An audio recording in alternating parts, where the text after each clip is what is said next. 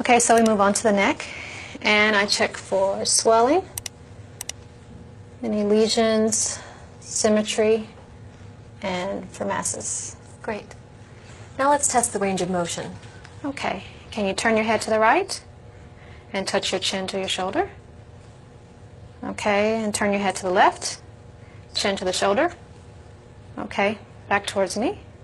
All right, now touch your right ear to your right shoulder. Like this. All right, and then the left. Okay, chin to the chest. Okay, into the ceiling. Smooth and controlled. Thanks. Okay, now we should palpate the preauricular nodes right here in front of the ears, Okay. then the postauricular nodes behind the ears. Okay.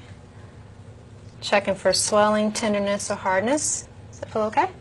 Fine. Okay. Now some of these aren't palpable, right? That's right, lymph nodes should not be palpable. That's a normal finding. Okay. Okay, now what, Anna? We move on to the trachea. Good. Just put your finger in the sternal notch and check to see that everything is midline. Okay. Good. Now the thyroid gland. You can actually use your index finger and thumb to find the key landmarks. Okay. And again, like the lymph nodes, the thyroid gland isn't usually palpable. And just so you know, if the thyroid gland is enlarged, you would auscultate for bruits.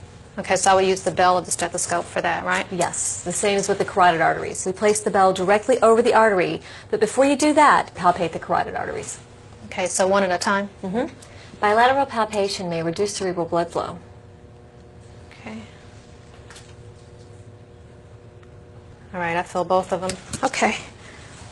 So let me just take a listen here. Okay, look this way and hold your breath.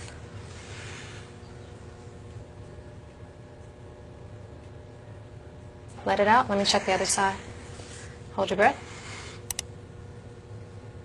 No blowing or swishing sounds? Nope. Okay.